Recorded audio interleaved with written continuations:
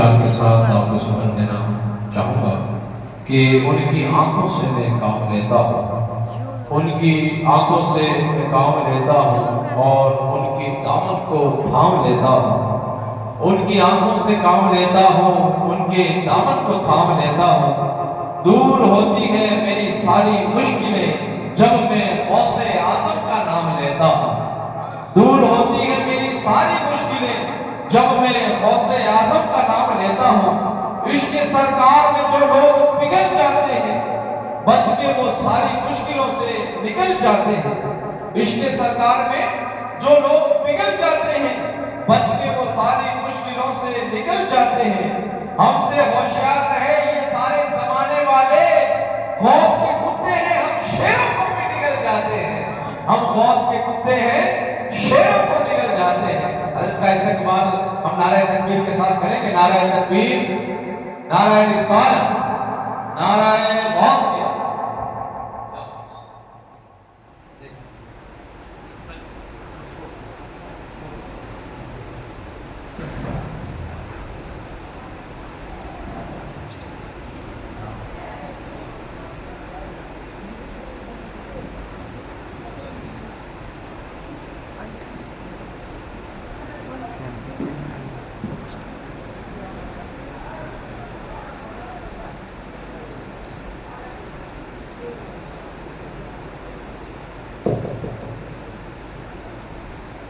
معزز مکرم بانی جلسہ حضرت پیر سید محی الدین شاہ صاحب بخاری و حضرت پیر سید بلبل امام مدینہ مبلغ دعوت اسلامی سید ساز شاہ بخاری و کربوں کے خطیب و امام حضرت جناب مشتاق صاحب اور دیگر سنی عوام، السلام علیکم ورحمۃ اللہ وبرکاتہ۔ آپ لوگ کافی دیر سے نعت و منقبت وعظ و نصیحت امیدیں سن رہے ہوں گے۔ چند ایک لمحوں کے لیے میں آپ کے سامنے اپنی حاضری کو مکمل کروں گا، پیر صاحب کے حکم کی تعمیل کرتے ہوئے، اور اس سے پہلے میں مؤدبانہ اپنے مہمانوں سے اپنے جلسے کے اندر آئے ہوئے تمام عوام اہل سنت سے یہ گزارش کرتا ہوں جو ادھر ادھر بیٹھے ہوئے ہیں اور اپنی الگ سے منڈلیاں بنا کر گپ شپ کر رہے ہیں، خدا را آج ان بزرگوں کا فیض اٹھنے کا دن ہے، رات ہے، تو ہمیں چاہیے کہ اس مجلسوں کو اٹینڈ کر کے ان کے اندر شرکت کر کے اپنی بدبختی کو دور کرتے ہوئے آپ جلسے کے اندر تشریف لائیں۔ انشاءاللہ تبارک و تعالی اللہ و رسول کے ذکر سے ہماری جو محرومیاں ہیں اور کم نصیبیاں ہیں وہ بھی دور ہوگی، اور ان بزرگوں کا فیضان سے بھی ہمیں وافر حصہ ملے گا انشاءاللہ اللہ کی رحمت سے۔ زیادہ میں کچھ نہیں کہوں گا، نائب فورس کہوں گا، بس یہ میری مؤدبانہ گزارش سمجھیں، اور جو اراکین ہے اس جلسے کے میں ان سے بھی گزارش کروں گا کہ واقعی میں جو جلسہ سننے کے لیے آئے وہ جلسہ کامل تشریف لے لیں، کیونکہ میرے بعد عظیم ایک خطیب بے باک حضرت اللہ مولانا محمد ممتاز عالم نعیمی صاحب کا خطاب نیام سننے کی بھی ہم سعادت حاصل کریں گے، جو کہ پیر صاحب قبلہ سید محیط الشاہ نے ہم پر یہ گویا کہ ایک طرح سے احسان کیا کہ اتنے عظیم الشان خطیب کو ہمارے لیے بنائے۔ ہم ان کے آنے سے پہلے اس ماحول کو سازگار بنائیں اور اچھا بنانے کی کوشش کریں۔ اگر واقعی میں آپ جلسے جلوس عرس میں آئیں، اور وگرنہ مطلب کیا ہے کہ رات دن کی طرح زندگی ہم گزارتے ہیں، یہ ہمارا فیصلہ ہے۔ آئیے باقاعدگی کے طور اور تحت انشاءاللہ اس مجلس کا آغاز کرتے ہیں۔ الحمدللہ الحمد لله رب العالمين والصلاة والسلام على سيد الأنبياء والمرسلين أما بعد فأعوذ بالله من الشيطان الرجيم بسم الله الرحمن الرحيم ألا إن أولياء الله لا خوف عليهم ولا هم يحزنون صدق الله مولانا العظيم وصدق رسوله النبي الكريم ونحن على ذلك لمن الشاهدين والشاكرين والحمد لله رب العالمين. قال الله تبارك وتعالى في شأن حبيبه الكريم إن الله وملائكته يصلون على النبي يا أيها الذين آمنوا صلوا عليه وسلموا تسليما. پڑھیے درود شریف اللهم صل على سيدنا ومولانا محمد مبارک وسلم. صلاۃ و سلام علیک سیدی یا رسول اللہ صلی اللہ علیہ وسلم. تمام حمد و ثنا تعریف و توصیف اللہ جل مجدہ الکریم کی ذات بابرکات کے لیے جو خالق کائنات بھی ہے اور مالک شجاعت بھی. اللہ جل وعلا کے حمد و ثنا کے بعد حضور نبی اکرم شفیع امم رسول محتشم نبی مکرم اللہ کے پیارے امت کے سہارے رب کے محبوب دانائے غیوب مالک رقاب امم فخر عرب و عجم والی کون مکان سیاح الہ مکان سید انس و جان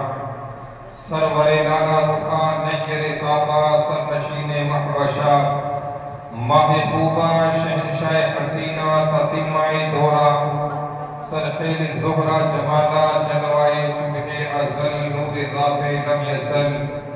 باعث تکوین آدم فخر آدم و بنی آدم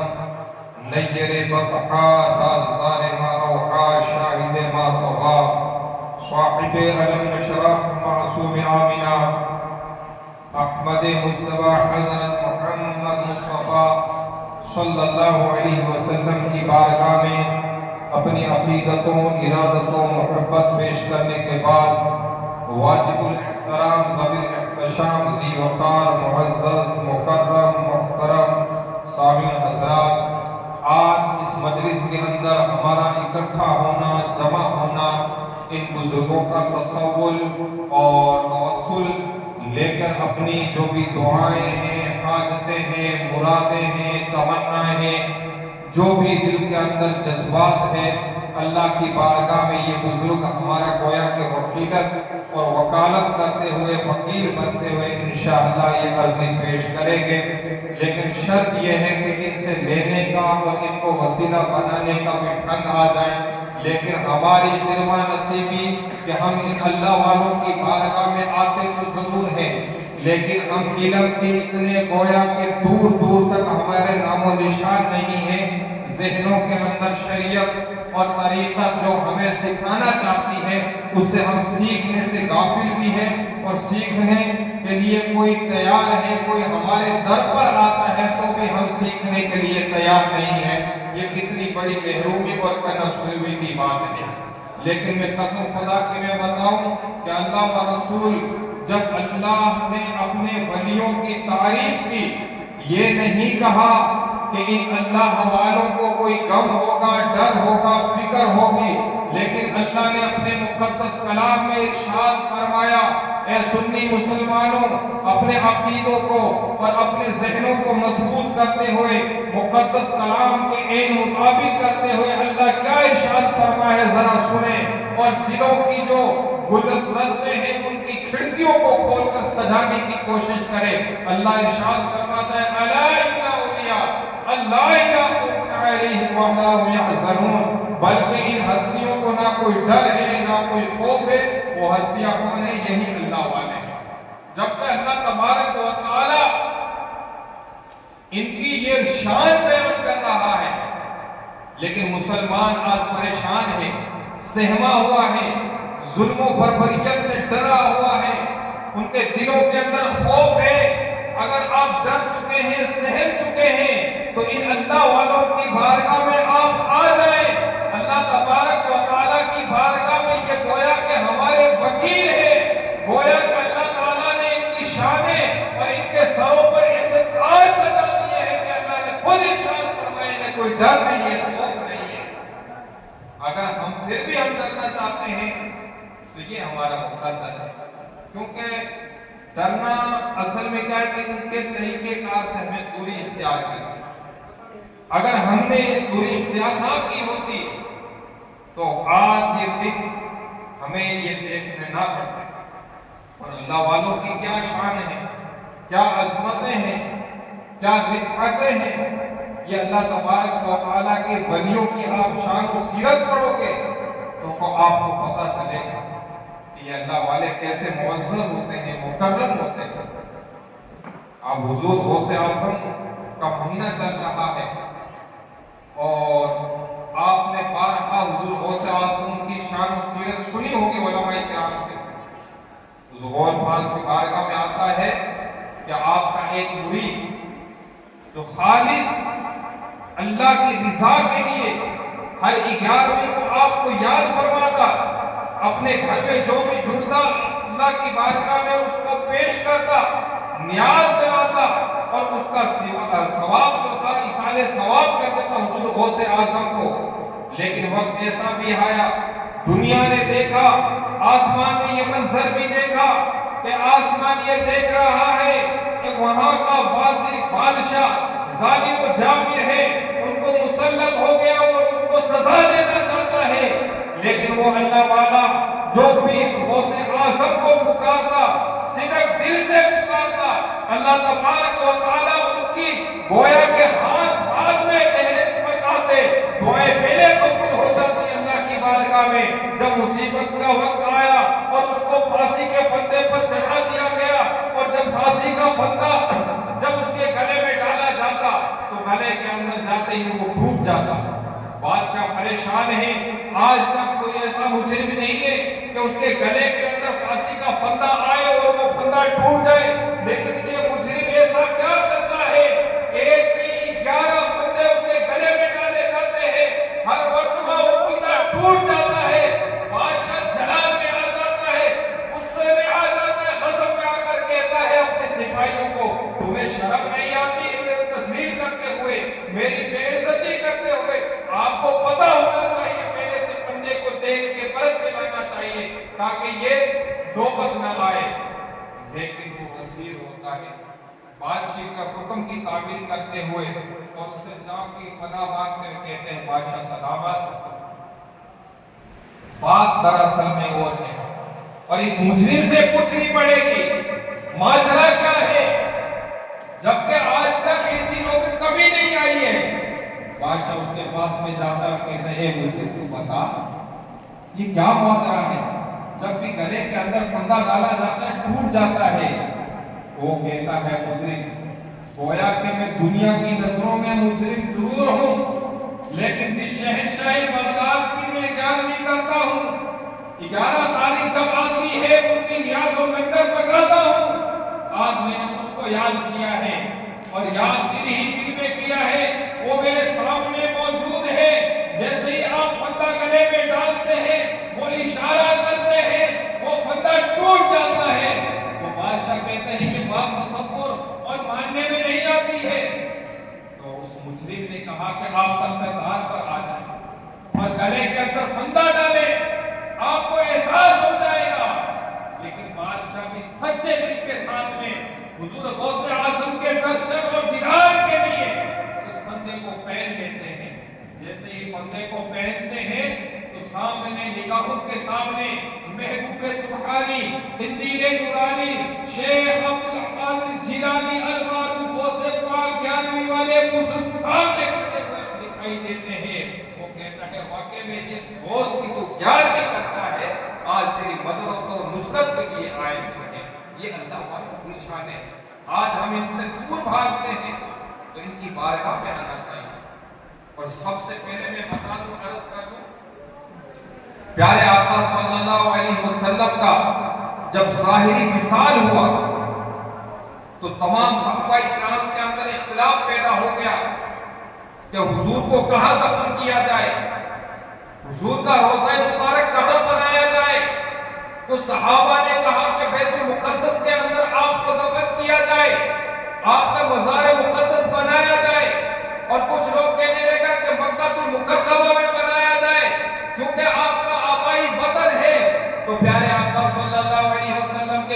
والوں ایک صحابی کھڑے ہوتے ہیں اور وہ عرض گزار ہوتے ہیں، اے میرے جانثاروں، یعنی حضور کے غلاموں وفاداروں، آپ کو میں بتاتا چلا جاؤں، جب حضور مکہ سے مدینہ تشریف لائے تھے تو اس وقت حضور کی بارگاہ میں سب لوگ حاضر تھے، تمام غلام حاضر تھے، اور ہر کی ایک کی تمنا تھی کاش کہ حضور ہمارے گھر میں آئے، لیکن حضور نے ارشاد فرمایا تھا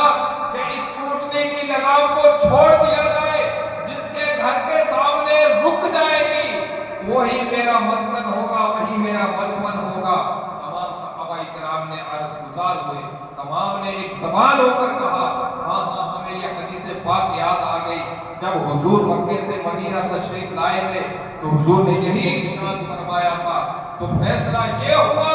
کہ حضور کو مدینے کے اندر اور جس گھر مقدس گھر میں رہتے تھے حضور وہیں دفنایا جائے، لیکن اس کے بعد میں اختلاف پیدا یہ ہوا کہ حضور کے بعد میں خلیفہ کس کو بن گیا، امیر المؤمنین کس کو بنایا جائے، مسلمانوں کا لیڈر کس کو بنایا جائے۔ تو پیارے آقا صلی اللہ علیہ وسلم کے پیارے دیوان حضرت علی اس مجلس میں کھڑے ہو کر ارشاد فرمانے لگے، تو حضور نے ارشاد فرمایا تھا ایک موقع پر کہ حضور نماز پڑھانے کے لیے مسجد نبوی کے اندر تشریف نہ لا سکے، تو حضرت عمر فاروق نے جب نماز شروع کی، تکبیر تحریمہ کی، جب اللہ اکبر کی صدا حضور آقا صلی اللہ علیہ وسلم کے کانہ مبارک سے ٹکرائی تو حضور نے ارشاد فرمایا کہ نماز کون پڑھا رہے ہیں، تو صحابہ کرام نے عرض گزار ہو کر کہا، عرض کی یا رسول اللہ، حضرت عمر فاروق اعظم نماز پڑھا رہے ہیں، تو حضور نے ارشاد فرمایا ابو بکر کے ہوتے ہوئے اللہ و رسول کو گوارا اور پسند نہیں ہے کہ وہ مسلمانوں کی امامت کرے، تو ہمارا یہ متفقہ فیصلہ ہے کہ حضرت ابو بکر صدیق کو امام بنایا جائے، اپنا خلیفہ بنایا جائے، امیر المؤمنین بنایا جائے۔ اسی حدیث کے تحت جب امیر المؤمنین بن گئے، پیارے آقا صلی اللہ علیہ وسلم کو 3 دن گزر گئے، مدینے کی تپتی ہوئے میدان کے اندر، شہر کے اندر حضور کا لاشا مبارکہ پڑا رہا، لیکن ذرہ برابر بھی تغیر تبدیلی نہیں آئی، کیونکہ حضور نے ارشاد فرمایا تھا کہ انبیاء کرام کے جسموں کو نہ زمین کھا سکتی ہے نہ کوئی اور چیز نقصان پہنچا سکتی ہے۔ تو پیارے آقا صلی اللہ علیہ وسلم کے پیارے دیوان، جب 3 دن کے بعد میں حضور کو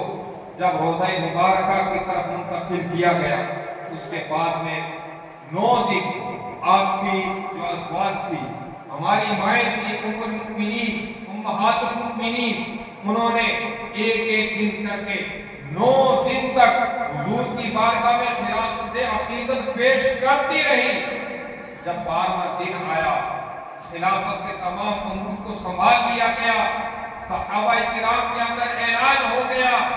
امیر المؤمنین حضرت ابوبکر صدیق نے اعلان فرمایا کہ آج کی دعوت میرے گھر پر ہے تمام لوگوں کی۔ جب دعوت چل رہی تھی، لوگ کھانا کھا رہے تھے، لوگوں کے اندر ایک بات اٹھی، جیمیں گوئیاں ہونا شروع ہوئی کہ آج یہ کس خوشی کے اندر حضرت ابوبکر صدیق کھانا کھلا رہے ہیں، ہو سکتا ہے آپ کو امیر المؤمنین کے پد پر بٹھایا گیا ہے،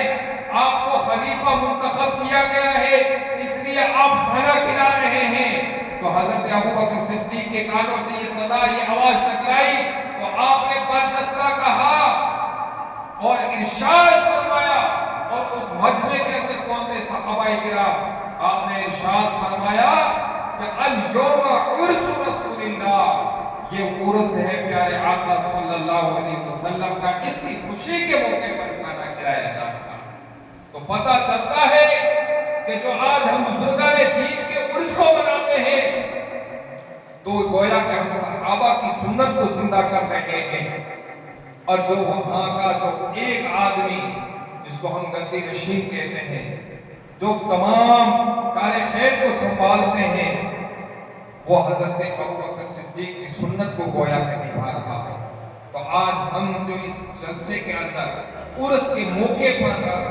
جو ان بزرگان دین کا فیض و برکات لوٹنے کے لیے جمع ہوئے ہیں، گویا کہ ہم شریعت کے عین مطابق صحابہ کرام کے عمل کے مطابق اپنے عمل کو کر رہے ہیں، تو اللہ کی رحمت سے امید ہے انشاءاللہ اس پر بھی ہمیں اجر ملے گا۔ اور میں آپ کو بتاتا چلا جاؤں کہ اللہ تبارک و تعالیٰ نے ان اللہ والوں کی کیا شانیں اور کیا رفعتیں بیان کی ہیں۔ آپ نے یہ سنا کہ الا ان اولیاء اللہ لا خوف علیہم ولا هم يحزنون، آگے اللہ ارشاد فرماتا ہے الذین آمنوا وکانوا یتقون، وہ لوگ ہیں جو ایمان لے آئے، اچھا اور پکا عمل کیا، یعنی کہ اللہ تبارک و تعالیٰ سے ڈرتے رہے۔ ان کا ڈرنا صرف اور صرف خدا وحدہ لا شریک سے ہے۔ دنیا کی کوئی بھی طاقت، کوئی بھی سپر پاور ان اللہ والوں کو ڈرا نہیں سکتی۔ یہ صرف ڈرتے ہیں تو اللہ سے ڈرتے ہیں، اور جو بندہ اللہ سے ڈرنا لگ جاتا ہے، اللہ تبارک و تعالی ان کی زبان بعد میں کھلتی ہے، ان کے دلوں کے اندر جو احساسات، جذبات، جو بھی تمنا اور تمنا انگڑائی لیتے ہیں، اللہ تبارک و تعالی ہمیں پورا فرما دے۔ آپ کو میں بتاتا چلا جاؤں کہ روبی بن حراش ایک بزرگ گزرے ہیں، اور اللہ والے، اور ایسے اللہ والے ہیں کہ پوری زندگی آپ مسکرائے نہیں، ہر وقت اللہ کی ضربیں لگانا، ہر وقت اپنی پیشانی کو اللہ کی بارگاہ میں جھکائے دینا، یہی آپ کا رات و دن کا عمل تھا۔ ایک وقت ایسا بھی آیا، آپ کا انتقال ہو گیا، آپ کا ایک بھائی تھا، وہ غسال کو بلا کر لائے اور کہا کہ میرے بھائی کو غسل دو۔ جب غسل دینے کے لیے وہ غسال داخل ہوا، کسی گھوم کے اندر آپ کی لاش پار رکھی ہوئی تھی، غسل وہاں دینا تھا، جیسے اندر داخل ہوا تو وہ غسال فوراً باہر پلٹ آیا اور عرض گزار ہوا کہ جس آدمی کو آپ غسل دینے کی بات کر رہے ہو، جس کے لیے آپ مجھے بلا کر لے کے آئے ہو کہ غسل دوں میں، لیکن ماجرا تو کچھ اور ہے، وہ تو مسکرا رہے ہیں، بھلا کوئی مرنے والا آدمی مسکرا سکتا ہے؟ تو اس کا بھائی نے کہا کہ اس نے قسم کھا رکھی تھی جب تک میں اپنا انتظام اور اپنا انجام اچھا نہیں دیکھوں گا نہیں مسکراؤں گا۔ ہو سکتا ہے آج اللہ تعالیٰ نے کرم فرمایا ہو، تبھی تو مسکرا رہا ہے۔ بے حال اس کو غسل دے دیا، لوگوں کے اندر یہ بات پھیل گئی، کچھ لوگ کہہ رہے تھے صحیح ہے، کچھ کہہ رہے تھے غلط ہے، یہ بات پھیلتی پوری بستی کے اندر پھیلی، جب تک ان کو غسل دیا گیا پورا گاؤں، پوری بستی امڑ آئی ان کے گھر پر، اور جب آئی تو لوگ باتیں کر رہے تھے، یہ مسکرانے والی بات ہو سکتا ہے غلط ہے، کوئی کہہ رہا ہے صحیح ہے، ہو سکتا ہے اتنا اللہ تبارک و تعالیٰ کو یاد کرنے والا ہو سکتا ہے اللہ نے آج اس پر کرم کیا ہو، اتنا کہنا تھا۔ اس کو غسل دے کے کسی پٹڑے کے اوپر، ماچی کے اوپر، چارپائی پر رکھا ہوا تھا۔ نعرے تکبیر، نعرے رسالت، صاحب سجادہ نشین، صاحب سجادہ نشین۔ تو اس بزرگ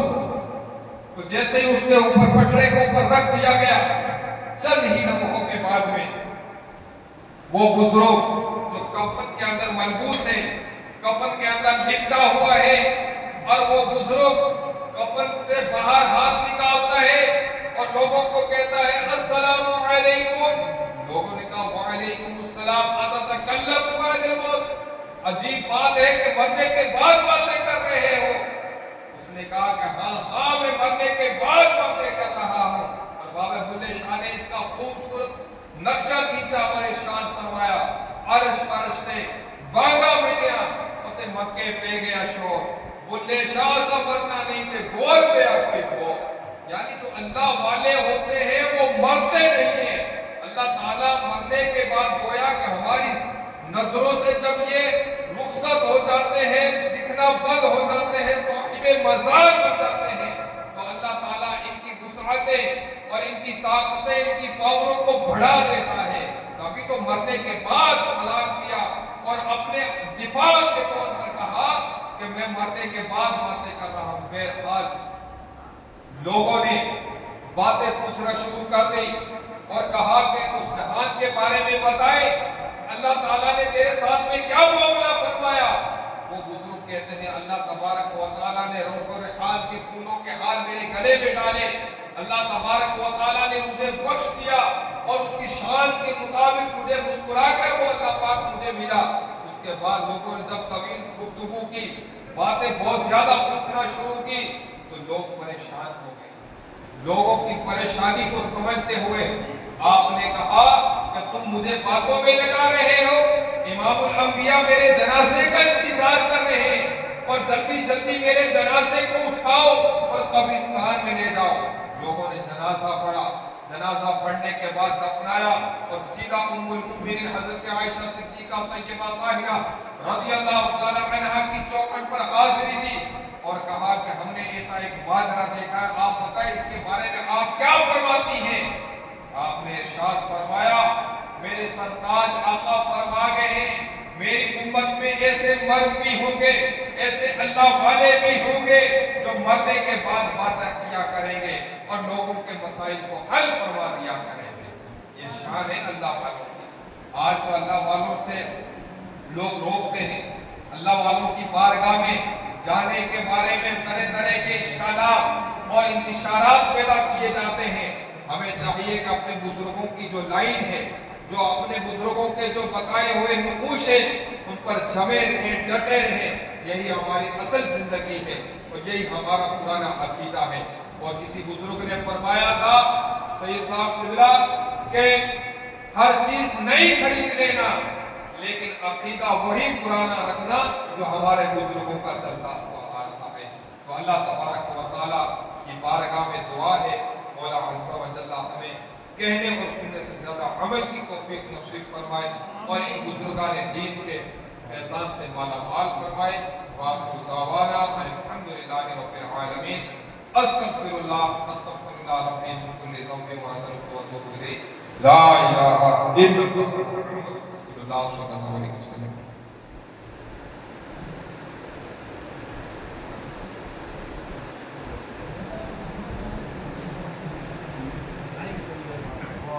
یا نبی سلام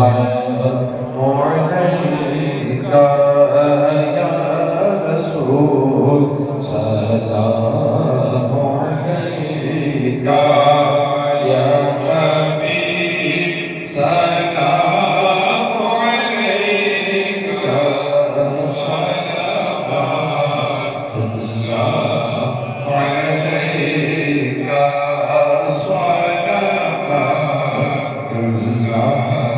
علیکہ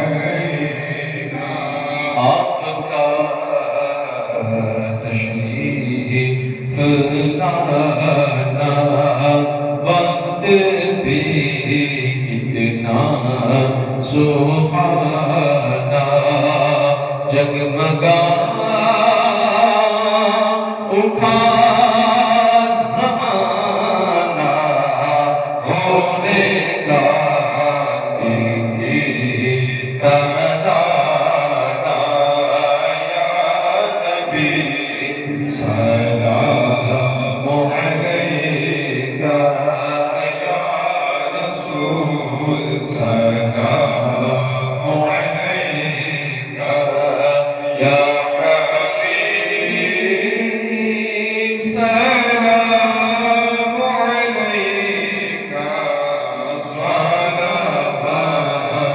اللہ علیکہ صلوات اللہ علیکہ۔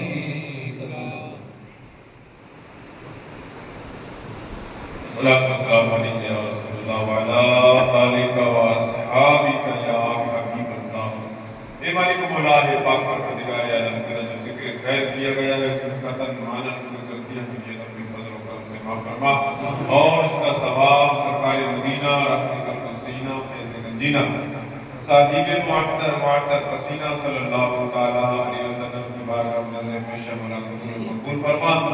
مولا آپ کے وسیلے سے صحابہ کرام تابعین شہیدان کربلا آپ کی بارگاہ نظر پیش مولا قبول فرما ان کے وسیلے سے سرکار بغداد حضور غوث پاک رضی اللہ تعالیٰ عنہ کی بارگاہ نظر پیش مولا قبول قبول فرما مولا ان کے وسیلے سے خواجہ خواجہ عطائے رسول ہند الولی کی بارگاہ میں نظر پیش مولا قبول مقبول فرما ان کے وسیلے سے حضرت قطب الدین بختیار کے نظام الدین اولیاء بابا فرید شکر گنج صابر پاک نگیری رحمۃ اللہ علیہ کی بارگاہ میں نظر پیش مولا قبول مقبول فرما مولا ان کے وسیلے سے غریب فقیر بزرگان بھی جتنے بھی دنیا سے پردہ پوش ہو گئے مولا تمام کی روح کو نظر پیش مولا قبول مقبول فرما مولا خصوص بالخصوص تیرے اس نیک بندے کی بارگاہ میں نظر پیش مولا قبول فرما مولا ان کے صدقے سے مولا ہمارے گھروں کے اندر خوب خوب برکتیں عطا فرما مولا ان کے قدموں کی برکتیں عطا فرما مولا ان کے صدقے سے ہمارے گھروں کو آنے والی بلاؤں اور مصیبتوں سے نجات عطا فرما ان اللہ و ملائکتہ یصلون علی النبی یا ایھا الذین آمنوا صلوا علیہ وسلموا تسلیما اللهم صل علی سیدنا شفیعنا مولانا محمد معدن الجود والکرم وآلہ وبارک وسلم سبحان ربک رب العزة عما یصفون وسلام علی المرسلین والحمد للہ رب العالمین.